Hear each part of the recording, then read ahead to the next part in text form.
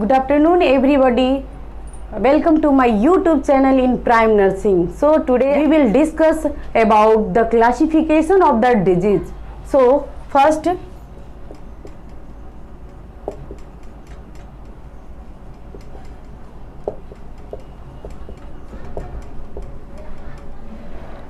Classification of the disease, रोगों का वर्गीकरण।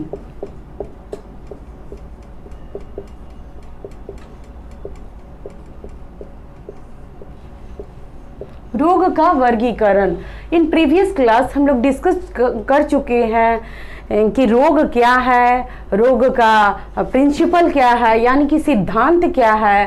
तो आज हम लोग क्लासिफिकेशन ऑफ द डिजीज, कैसे हम लोग क्लासिफाई किए हैं, इसके बारे में हम लोग जानकारी हासिल करेंगे।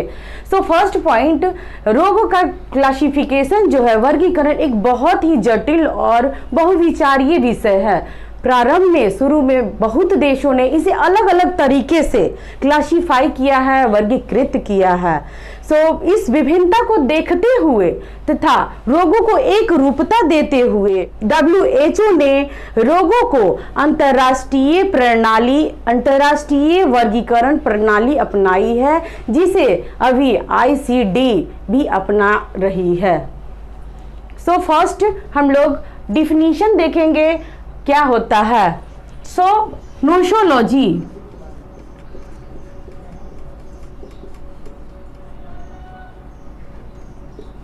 नोसोलॉजी क्या है?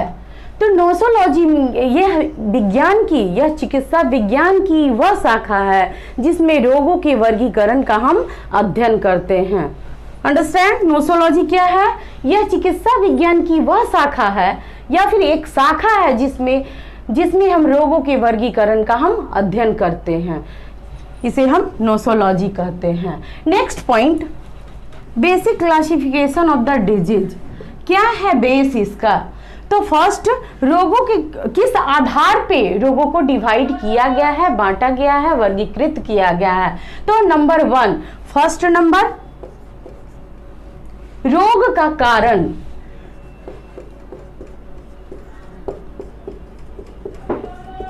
रोग का कारण यानी कि इटियोलॉजी।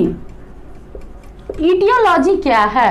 किस कारण से रोग उत्पन्न होते हैं। सेकंड पॉइंट है, रोग होने की प्रक्रिया या पैथोजेनेसिस। पैथोजेनेसिस। नेक्स्ट पॉइंट है, रोग के लक्षण।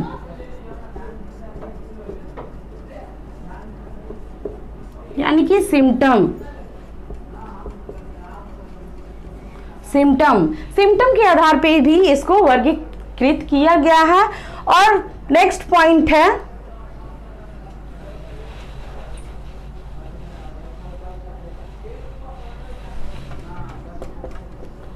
चौथा नंबर है,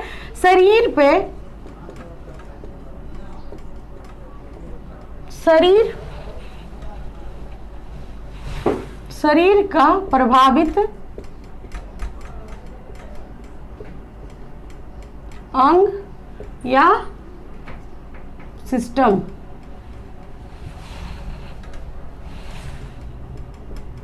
तंत्र।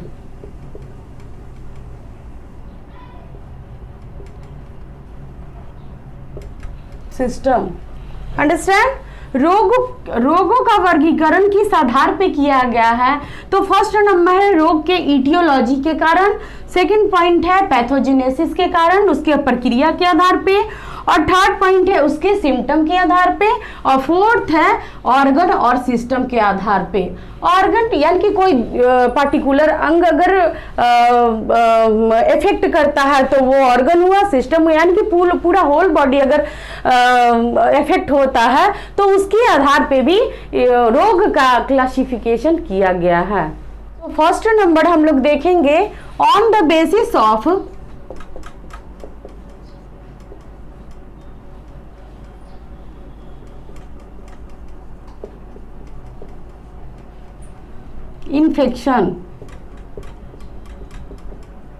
इन्फेक्शन, संक्रमण के आधार पर,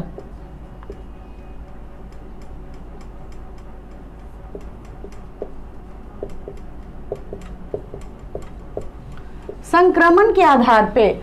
तो संक्रमण के आधार पे इसको दो भाग में हम जैसे कि बताया जा रहा है। फर्स्ट नंबर है इन्फेक्शियस, संक्रमण। संक्रमण जैसा कि हम लोग देख चुके हैं, नाम से ही पता चल रहा है संक्रमण का। इसमें रोग जो है, रोग का जो कारक है, जो बैक्टीरिया, वायरस, फंगी, एल्गी, ये सब के कारण जो रोग उत्पन्न होते हैं वो आते हैं इन्फेक्शियस में। For the example TB. Next point है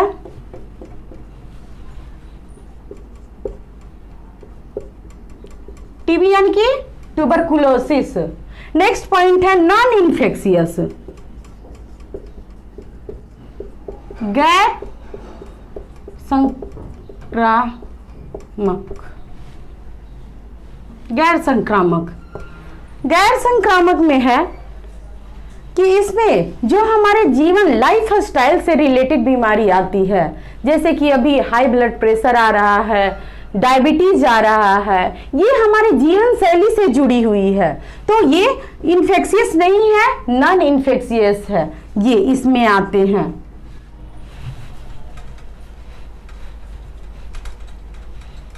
सो नेक्स्ट पॉइंट हम लोग देखेंगे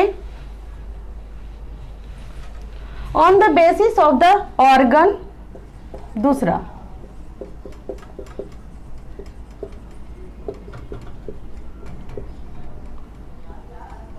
ऑर्गन या सिस्टम। सिस्टम ये और अंग या तंत्र के आधार पे, अंग या तंत्र के आधार पे इसको तीन भागों में हम लोग बांटते हैं। तो फर्स्ट नंबर जो आता है इसमें है लोकलाइज्ड। लोकलाइज्ड है, जैसा कि नाम से ही पता चल रहा है, इसमें शरीर का कोई विशेष अंग प्रभावित होता है, जैसे कि आंख का इन्फेक्शन है या कहीं हाथ का फ्रैक्चर या फिर पैर का फ्रैक्चर, इस तरह आते हैं लोकलाइज्ड में। For example fracture, infection of I,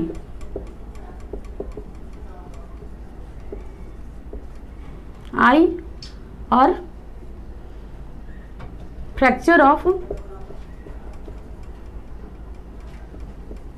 limb.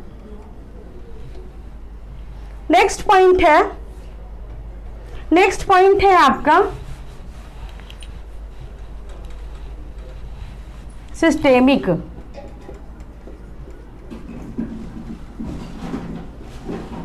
Systemic, systemic means इसमें शरीर का पूरा तंत्र प्रभावित होता है। जैसे कि हमारे शरीर में बहुत सारे तंत्र हैं, रिस्पायरेटरी सिस्टम है, कार्डियोवास्कुलर सिस्टम है, डाइजेस्टिव सिस्टम है।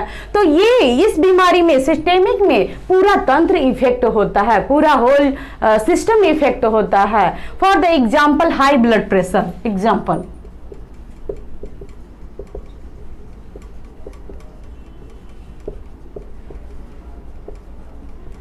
High blood pressure. तीसरा पॉइंट है डिसिमिनेटेड। तीसरा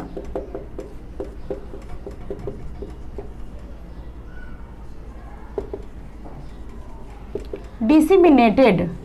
डिसिमिनेटेड है, इसमें कोई भी रोग एक जगह से दूसरे जगह स्थानांतरित होता है, ट्रांसफर होता है। जैसे कि कैंसर एक जगह अगर हो गया है तो वो दूसरी ऑर्गन को भी इफेक्ट करेगा, धीरे धीरे ट्रांसफर होके।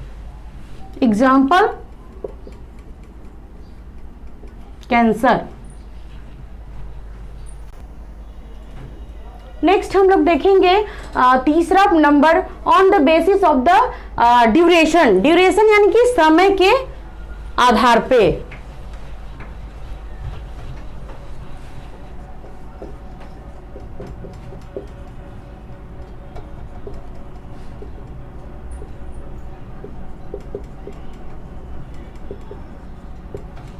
यानी कि समय के आधार पे।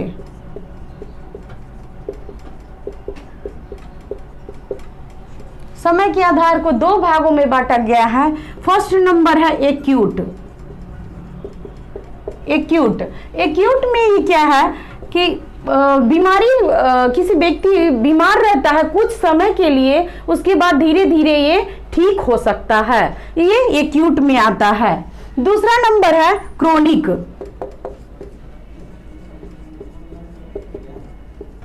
इसमें व्यक्ति का बीमारी लंबे समय तक चलता है, ये आता है क्रोनिक में। इसमें दो हो गया, on the basis of the duration में दो पॉइंट है, एक्यूट और क्रोनिक। एक्यूट में व्यक्ति बीमार रहता है कुछ समय के लिए और ये ठीक भी हो सकता है। और नंबर सेकंड पॉइंट है क्रोनिक। क्रोनिक में व्यक्ति बीमार पड़ता है लंबे समय के लिए। फॉर एग्जाम्पल है इसका fever.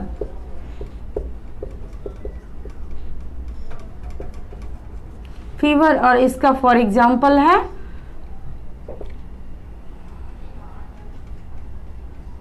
TB. So next point हम लोग देखेंगे,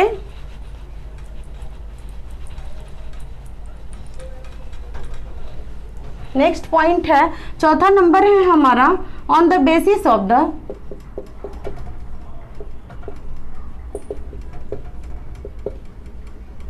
basis of the disease condition. यानी कि रोग की स्थिति के आधार पे इसको क्लासिफाई किया गया है। तो फर्स्ट नंबर है क्यूरेबल।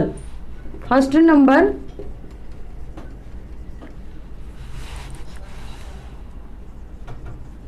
क्यूरेबल। क्यूरेबल ऐसा है जिसमें ऐसा रोग है जिसका इलाज संभव है, ये इसमें आते हैं, क्यूरेबल में आते हैं ऐसी बीमारी जो इलाज संभव है। नेक्स्ट पॉइंट है जैसे फीवर। फीवर है, इसका इलाज संभव है जो कि क्यूरेबल में आता है। दूसरा पॉइंट है क्यूरलेस।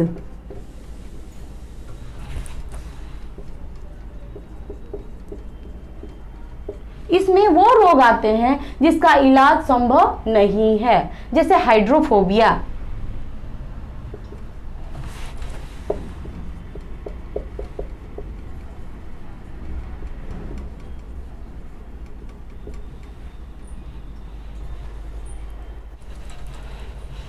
सो नेक्स्ट पॉइंट है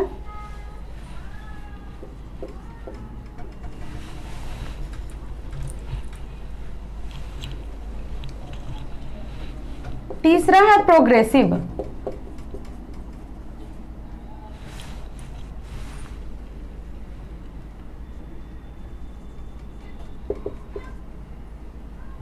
प्रोग्रेसिव डिजीज। प्रोग्रेसिव डिजीज ऐसी बीमारी आती है प्रोग्रेसिव डिजीज में जो कि इसका परिणाम होता है गंभीर सीरियस हो जाना, कमजोरी आना और लास्ट में पेशेंट का मृत्यु भी हो सकता है। ये आते हैं प्रोग्रेसिव डिजीज में। अंडरस्टैंड? प्रोग्रेसिव डिजीज में क्या आते हैं, इसमें रोग लगातार बढ़ता जाता है और रोगी सीरियस हो जाता है, कमजोर हो जाता है और लास्ट में उसको मृत्यु हो सकती है। ये आते हैं प्रोग्रेसिव में। नेक्स्ट पॉइंट है माइनर।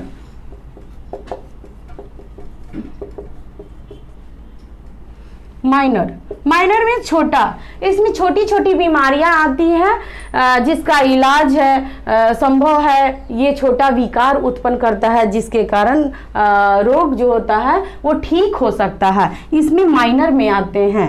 नेक्स्ट पॉइंट है पांचवा है जो क्या है मेजर। मेजर है, इसमें ऐसे रोग आते हैं जिसका लंबा उपचार चलता है या फिर उसका शल्य चिकित्सा यानी कि सर्जरी करने की आवश्यकता हो सकती है, जैसे कि इंटेस्टाइनल ऑब्स्ट्रक्शन।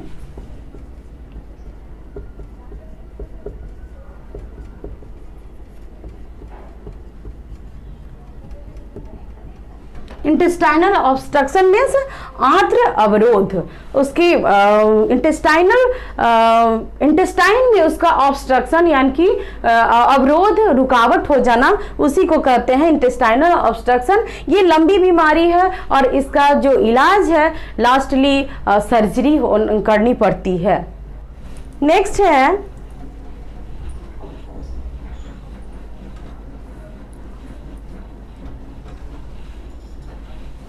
5वां नंबर है on the basis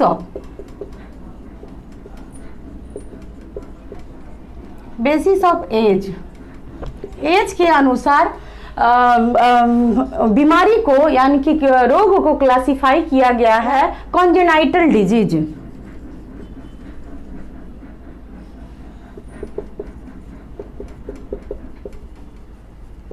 congenital disease यानी कि ऐसे रोग इसमें आते हैं जो कि जन्म से ही कुछ विकार उत्पन्न रहते हैं, इसमें ये कॉन्जेनाइटल डिजीज में आते हैं, जैसे कि थैलेसेमिया।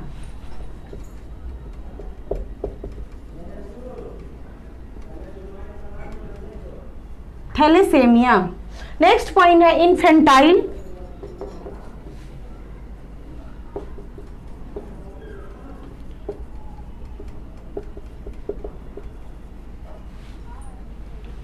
इन्फेंटाइल डिजीज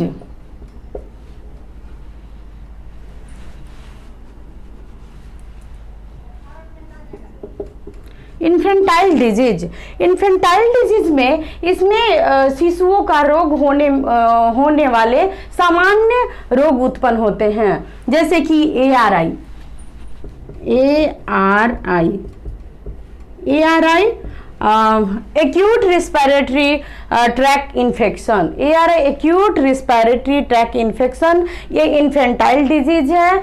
इसमें शिशुओं को होने वाले सामान्य रोग सम्मिलित है, जनरल रोग इसमें सम्मिलित है, इन्फेंटाइल। नेक्स्ट पॉइंट है, तीसरा है सेनाइल। सेनाइल में बढ़ती उम्र के साथ जो रोग आते हैं उसमें ये सेनेटाइल ग्रुप में आते हैं, जैसे कि ओल्ड एज में प्रोस्टेट ग्लैंड का इनलार्जमेंट, मोतियाबिंद, ब्लड ग्लूकोमा, ये सब आते हैं सेनेटाइल में।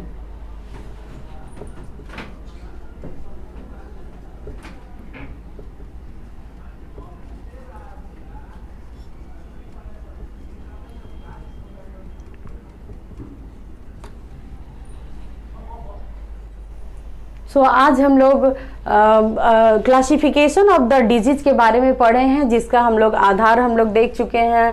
तो आज किस किस तरह से हम लोग रोगों को क्लासिफाई किए हैं। तो फर्स्ट नंबर है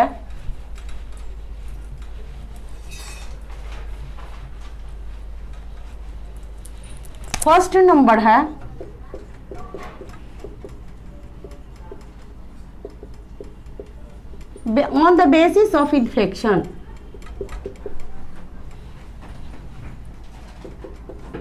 दूसरा पॉइंट है on the basis of organ.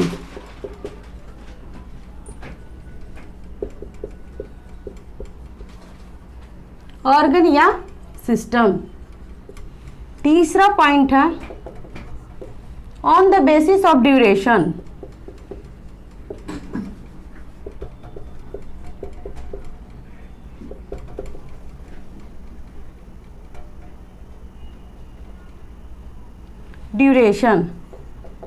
चौथा पॉइंट है ऑन द बेसिस ऑफ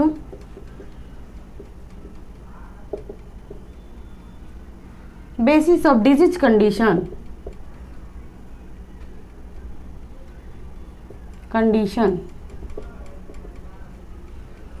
और पांचवा पॉइंट है on the basis of as.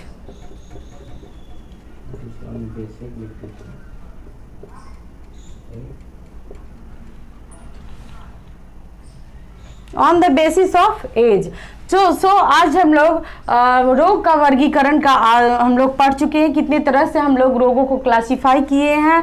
तो एक इन्फेक्शन के आधार पे, जिसमें कि दो आए, इन्फेक्शियस और non infectious. On the basis of the organ और सिस्टम के आधार पे रियलाइज्ड है, और फिर क्या है, सिस्टेमिक है। थर्ड पॉइंट है डिसिमिनेटेड है। On the basis of duration के आधार पे हम लोग देख लिए एक्यूट है और क्रोनिक है। On the basis of the disease condition के आधार पे हम लोग देख लिए, उसमें है माइनर है, मेजर है, क्या कहते हैं, क्यूरेबल है, क्यूरलेस है, डिसिमिनेटेड है, और ये क्या है, on the basis of age के अनुसार हम लोग देख लिए हैं कि इन्फेंटाइल है, कॉन्जेनाइटल है, और थर्ड है सेनाइल है। सो हम लोग आज समझ चुके हैं कि कैसे हम लोग रोगों को क्लासिफाई किया है। सो पिछले क्लास से अब तक हम लोग उसको समराइज करेंगे कि क्या क्या हम लोगों ने पढ़ा है। तो फर्स्ट नंबर,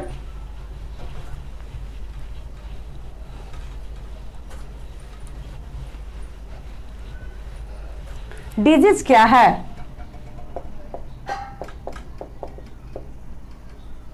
डिजीज क्या है? दूसरा नंबर, क्या प्रिंसिपल है?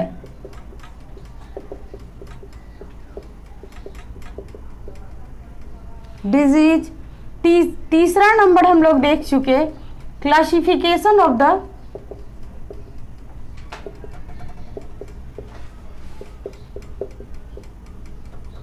डिजीज। सो अंडरस्टैंड, डिजीज हम लोग देख चुके, डिजीज क्या है, इसके कारण क्या क्या है, और क्या क्या प्रिंसिपल्स है, और क्या हमारा क्लासिफिकेशन है। अगर आप लोगों को डिजीज के बारे में जो भी हम पढ़ाए हैं उसके बारे में अगर कोई भी प्रॉब्लम हो तो कमेंट बॉक्स में कमेंट करें, या फिर व्हाट्सएप में मैसेज हिंदी या फिर इंग्लिश में सेंड करें। Thank you.